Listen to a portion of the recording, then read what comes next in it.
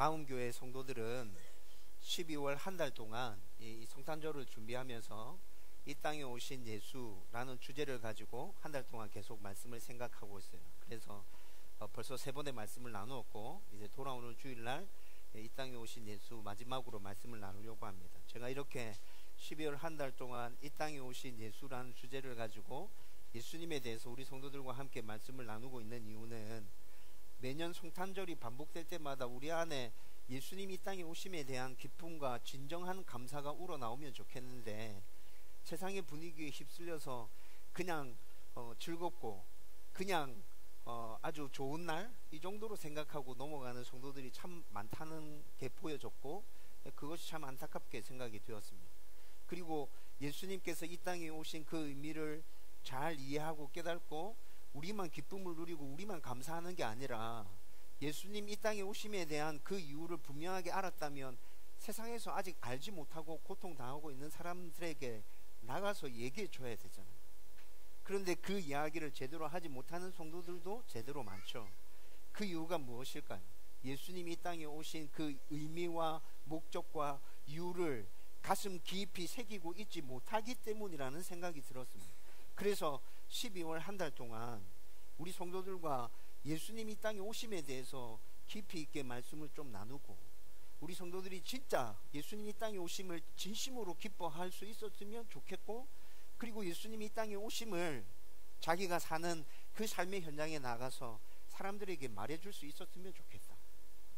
간단한 말이라도 예수님 믿으십시오, 이 한마디 말이라도 자부심을 가지고 떳떳하게 말할 수 있는 성도, 그런 성도들을 꿈꾸며, 그런 저의 모습을 꿈꾸며 12월 한 달 동안 예수님에 대한, 예수님 이 땅에 오심에 대한 말씀을 함께 나누었습니다.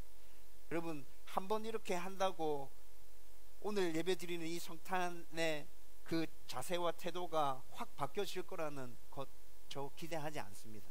그런데 여러분, 이런 노력이 계속 시도되어지고 이런 노력이 계속 쌓인다면 언젠가 성탄절 감사 예배를 드리면서 진정으로 우리 가슴 속에서 우러나는 기쁨과 감사들, 그리고 내 안에 밖에 나가서 외치고 싶은 그 강한 도전들이 일어나게 되지 않을까, 그 일들이 일어날 것을 기대하며 이 말씀을 지금 함께 나누고 있는 것이죠. 여러분, 3주 전에 그래서 우리는 오시기로 약속된 예수님에 대해서 함께 말씀을 나누었죠. 예수님께서 이 땅에 오심은 그냥 우연히 아무런 계획 없이 이 땅에 오신 것 아니었습니다. 아담과 하와가 범죄했던 그 순간, 그때부터 예수님께서 이 땅에 오신다고 하나님께서는 줄기차게 약속해 주셨고 말씀하셨습니다. 그리고 치밀한 하나님의 섭리와 계획 가운데서 예수님께서 이 땅에 오신 것이라고, 우연히 오신 게 절대 아니라고요. 여러분, 우리는 이 말씀을 함께 나누면서 아브라함 언약과 다윗 언약을 함께 살펴봤잖아요. 믿음의 조상이라고 말하는 그 아브라함과 다윗, 이스라엘 사람들이 굉장히 중요하게 생각하는 그 아브라함과 다윗 가운데 하나님께서 약속을 주실 때 그들의 후손을 통해서 이 땅에 모든 사람들을 구원할 메시아를 내가 너희들에게 보내겠다, 하나님께서 분명하게 약속해 주고 계시지 않습니까? 그리고 또 우리는 2주에 걸쳐서, 그렇다면 예수님께서 분명히 이 땅에 오신 이유가 있을 거다, 하나님께서 그렇게 오랫동안 약속하셨고 치밀하게 준비해 하셔서 예수님을 이 땅에 보내셨다면 예수님이 분명히 이 땅에 오신 이유가 있을 거야. 그 이유에 대해서 우리는 2주 동안 생각했죠. 이사야 61장 1절과 2절에 예언되어져 있었던 말씀, 이사야 7장 14절에 예언되어져 있었던 말씀, 여러분, 두 가지 이유에 대해서 우리는 생각했었습니다. 예수님이 이 땅에 오심은 우리를 죄악 가운데서 구원하시기 위해서, 그리고 예수님께서 이 땅에 오심은 구원하고 난 이후에 우리들과 영원히 함께 계시기 위해서 이 땅에 오실 것이라고 구약시대 때 이미 예수님께서 이 땅에 오시는 목적과 이유에 대해서도 예언되어져 있었죠. 여러분, 우리는 그 말씀들을 쭉 나누면서 이제 오늘 성탄절 감사 예배를 지금 하나님 앞에 올려드리고 있습니다.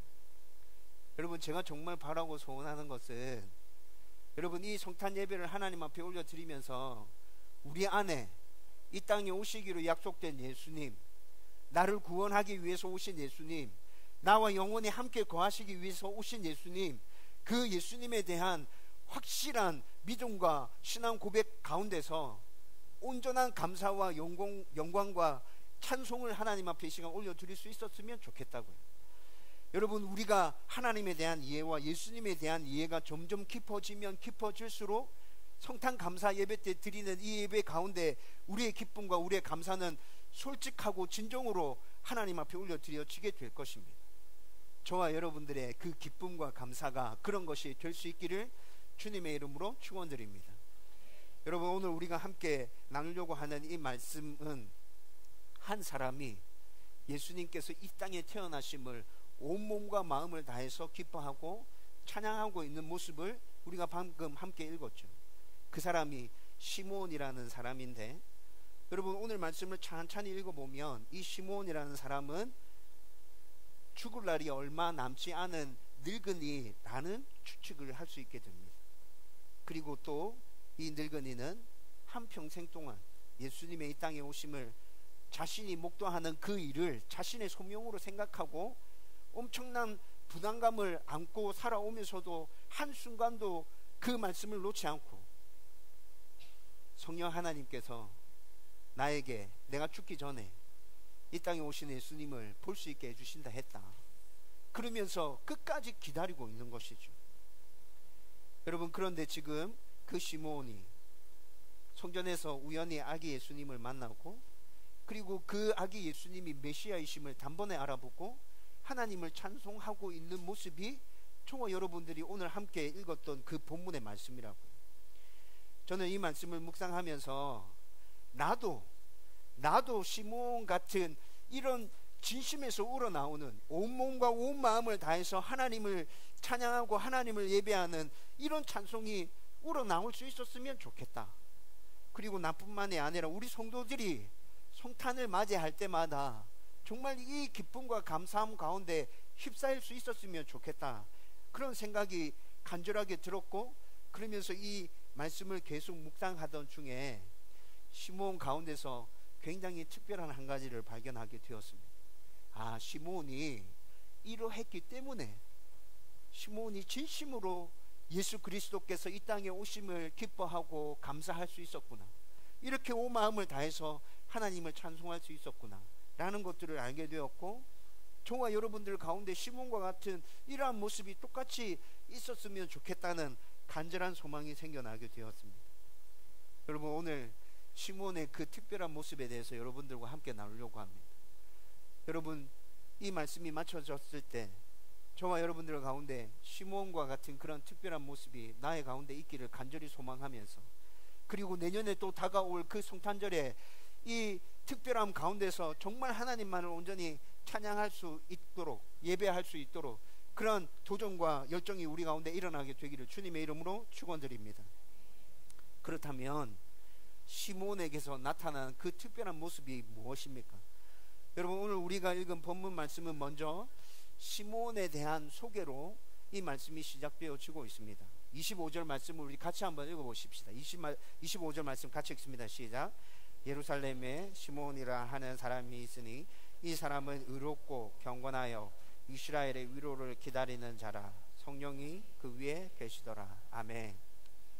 여러분, 이 말씀에서 지금 시므온을 소개하면서 제일 먼저 언급하고 있는 것이 의롭다는 것입니다. 여러분, 이 세상에 존재했던 사람들 중에 하나님께서 진정으로 인정할 만한 의로운 사람들 있었습니까? 아니요, 없었죠. 하나님께서 인정할 만한 진정으로 의로운 사람은 단 한 사람도 이 세상에 존재하지 않았습니다. 앞으로도 그런 사람 존재하지 않을 것입니다.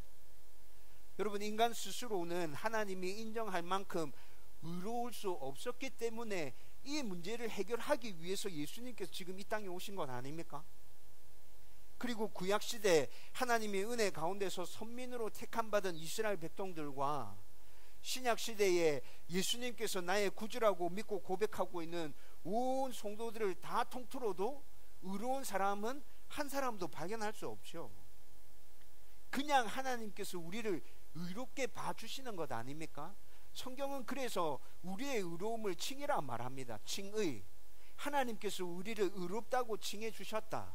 의롭게 봐주신다. 그런데 성경을 잘 살펴보면 성경 곳곳에서 의로운 자라고 소개하는 사람들을 계속 발견하게 됩니다. 여러분, 구약시대 때 의로운 자 대표적인 인물이 누가 있죠? 욥기에 하나님께서 뭐라 얘기합니까? 욥은 당대의 의로운 자라, 그렇게 얘기하죠.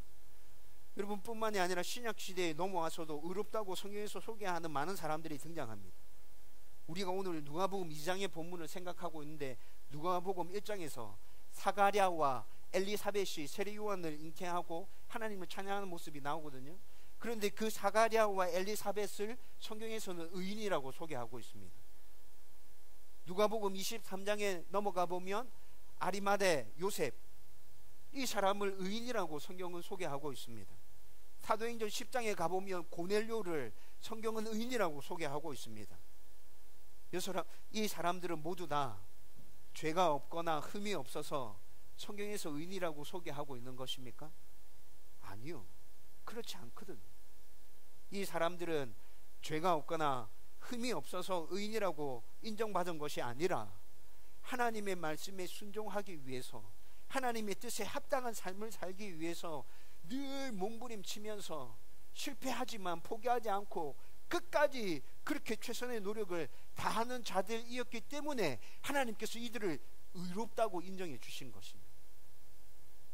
시므온도 하나님의 말씀에 순종하고 하나님의 뜻에 합당한 삶을 살기 위해서 계속 몸부림치며 실패하고 좌절하지만 포기하지 않고 다시 일어서는 하나님의 사람이었기 때문에 하나님께서는 이를 의인이라고 인정하고 계시는 것이죠.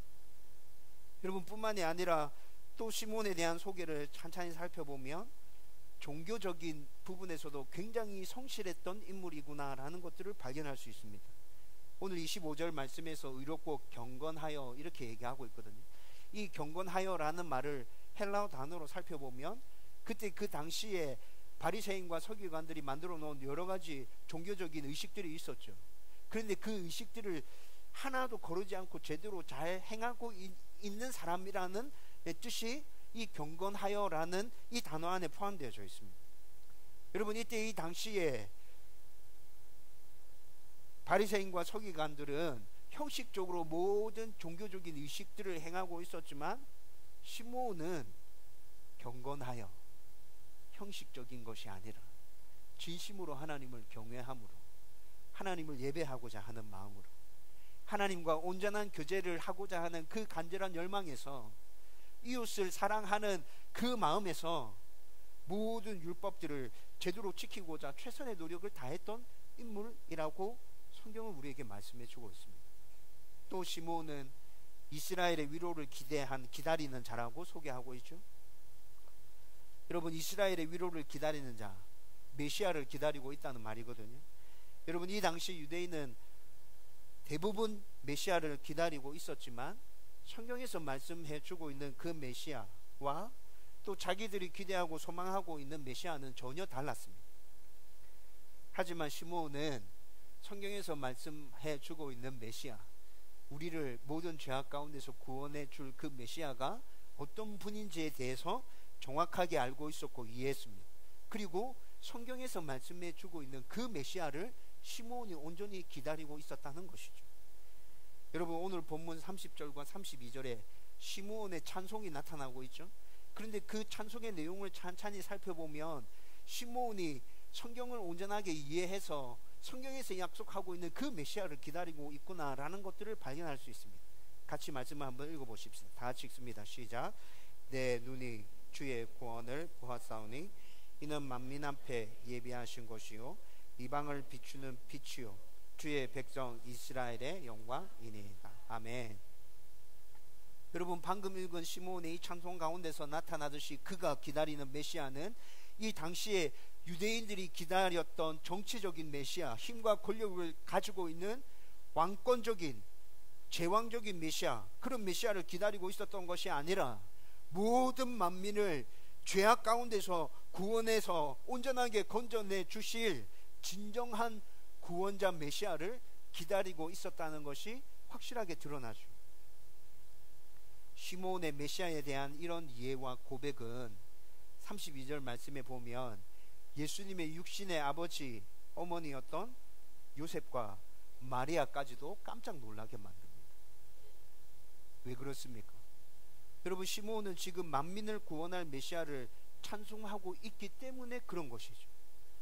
여러분, 좀 전에 얘기했잖아요. 이 당시에 유대인들은 메시아를 기다리고 있긴 했지만 성경에서 말씀하시는 메시아가 아니라 자신들이 만들어 놓은 메시아를 기다리고 있었거든요.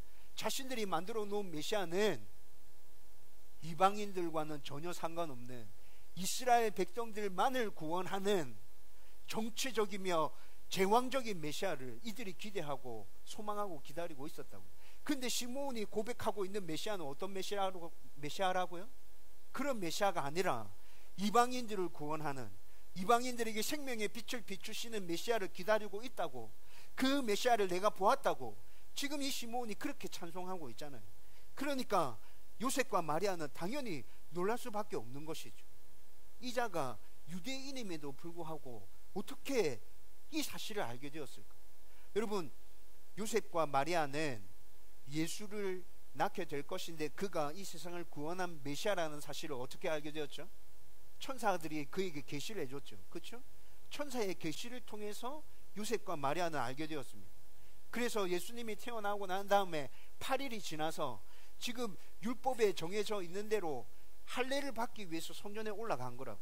근데 아기 예수를 데리고 성전에 올라갔는데 한 늙은 노친네가 나타나서 예수님을 안고 그 예수님을 향해서 찬양하며 찬송하고 온전한 경배를 올려드리고 있습니다.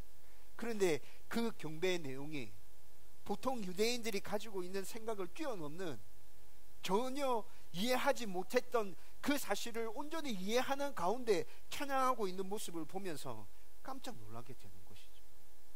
야, 이 사람이 도대체 어떻게 알았을까? 우리는 천사가 계시해줘서 알았는데, 그런데 예수님이 이 땅에 지금 예수가 태어난 지 8일밖에 안 지났는데 이 사람이 도대체 어떻게 알고 한눈에 예수가 메시아인지를 알아보고 이렇게 메시아에 대한 온전한 고백을 하며 찬양할 수 있단 말인가? 여러분, 이거 정말 놀랄만한 일 아닌가요? 시몬이 이 땅에 오실 메시아는 유대인뿐만이 아니라 만민을 구원할 만민을 구원할 자이며, 그리고 또 예수가, 지금 내가 보고 있는 이 아기 예수가 바로 그 메시아다라는 사실을 알게 된 이유는 오늘 말씀에 보면 26절과 27절 말씀에 나타나고 있죠. 26절 말씀에 보면 성령의 지시를 받았고, 성령의 지시를 받아서 시몬이 그 사실을 알고 있는 거죠. 예수님이 그 메시아라는 것을 몰랐지만 27절의 말씀에 보면 성령의 감동으로 성전에 들어갔고, 성령의 이끌림 가운데 성전에 들어갔을 때 아기 예수를 보면서 한눈에 이가 성경에 예언하고 있었던 그구나 라는 사실을 바로 알게 된 것이죠. 여러분, 이제 여기까지 해서 우리는 오늘 말씀에 나타나는 시므온의 소개에 대해서 자세하게 살펴보았습니다. 여러분, 그런데 이렇게 쭉 시므온에 대해서 살펴보면서 시므온 가운데 나타났던 아주 특별한 한 가지 여러분 발견하셨습니까? 시므온 가운데 나타났던 그 특별한 한 가지는 바로 성령 충만한 사람이었다는 것입니다. 25절에 성령이 그 위에 계시더라. 26절 성령의 지시를 받았더니, 27절 성령의 감동으로 성전에 들어가매. 시므온은 성령으로 충만했기에 그가 죽기 전에 메시아를 볼 것이라는 그 성령의 음성을 들었을 때 그것이 자신의 소명인 줄 알고 엄청난 부담감이 있었지만 포기하지 않고 그것을 끝까지 붙들고 있었던 거죠. 여러분, 한번 생각해 보십시오. 여러분들 가운데 성령님이 만약에 나타나셔서 환상과 음성 가운데 내가 너를 통하여 이런 일을 행하겠다라고 말씀하셨다면, 여러분, 그리고 난 다음에 그 일이 1년 안에, 2년 안에, 3년 안에 이루어지지 않고 아주 오랜 시간 그 일이 일어나고 있지 않다면 여러분들은 어떤 마음일 것 같아요? 여러분, 시므온이 어떤 마음으로 기다렸는지 좀 짐작이 되시나요? 여러분, 시므온 가운데 엄청난 부담감이 있었을 거예요. 왜 하나님 나에게 말씀해 주셔가지고 나를 이렇게 괴롭게 만드는가? 내가 지금 죽을 날이 다가오고 있는데 내가 죽더라도 이게 안 이루어진다면, 내 눈에 이 모습이 보여지지 않는다면 나는 편하게 눈 감을 수도 없겠구나. 언제 일이 일어날까? 노심초사하면서 기다리지 않았을까요? 여러분, 그 어려운 상황을 시므온이 어떻게 견딜 수 있었다고요? 성령 충만했기 때문에. 시므온은 성령으로 충만했기 때문에 성령의 인도를 받아 성전에 올라갈 수 있었습니다. 시므온이 성령으로 충만했기 때문에 아기 예수를 보았을 때 단번에 그가 성경에서 말씀하고 있는 메시아라는 사실을 알 수 있었죠. 시므온은 성령으로 충만했기 때문에 하나님에 대한 온전한 이해와 예수님에 대한 온전한 이해를 가지고 그분들이 받으셔야 되는 그 합당한 영광을 온전하게 올려드릴 수 있었던 것이라. 여러분, 이 말을 좀 다르게 바꾸어 표현하면 이렇게 표현할 수 있습니다. 시므온은 늘 하나님과 동행한 사람이었다. 여러분, 제가 다음 교회를 개척하고 이제 2년이 되었죠. 제가 다음 교회에서 설교한 게 한 200번이 넘는 것 같습니다. 근데 제가 설교했던 그 200번을 모두 다 제가 기억할 수 없습니다. 목사라도 기억할 수 없습니다. 제가 한 설교인데 기억나지 않는 설교가 태반입니다. 아니, 태반이 아니라 거의 대부분이죠. 여러분, 그런데 제가 했던 설교 중에 제 가슴속에 아주 오랫동안 남아있는 설교 몇 편이 있습니다.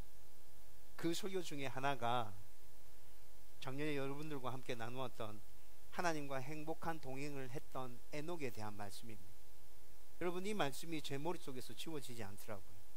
그리고 계속 소원하게 됩니다. 하나님, 저도 에녹처럼 이 땅에서 사는 동안 정말 행복하게 하나님과 동행하고 싶습니다. 하나님, 내 앞에 펼쳐지는 상황과 내 앞에 주어진 문제가 어떤 것이라 할지라도 그냥 하나님과 동행하며 기쁨으로 살아가고 싶습니다. 하나님, 우리 성도들에게 그런 행복한 하나님과의 동행이 넘쳐났으면 좋겠습니다. 매일 아침 기도하는 것입니다. 그리고 에녹에 대해서 계속 묵상하고 생각하던 중에, 에녹은 구약의 인물인데 이 에녹을 신약에서 생각해 본다면 에녹은 성령이 충만한 사람이었구나 라는 것들을 깨닫게 되는 것이죠. 그리고 난 이후에 하나님과 행복한 동행을 지속하는 데 있어서도 성령의 충만은 반드시 필요한 것이구나. 성령으로 충만하지 않다면 절대로 에녹처럼 하나님과 동행할 수 없구나. 여러분, 이 사실을 깨닫고 난 다음에 제가 계속 구하는 것이 성령 충만이라고 말씀드렸죠. 단 하루도 빠지지 않고 하나님 성령으로 충만할 수 있도록 은혜를 주십시오. 구하고 있습니다. 여러분들에게도 성령의 충만함이 넘쳐나게 해주십시오. 여러분들을 기도할 때마다 빼놓지 않고 기도하고 있는 기도 제목입니다. 여러분, 시므온은 성령 충만했기 때문에 하나님과 행복하게 동행할 수 있었을 것입니다. 시므온은 성령 충만했기 때문에 하나님과 예수님에 대한 깊은 이해와 굳건한 믿음을 가질 수 있었을 것입니다.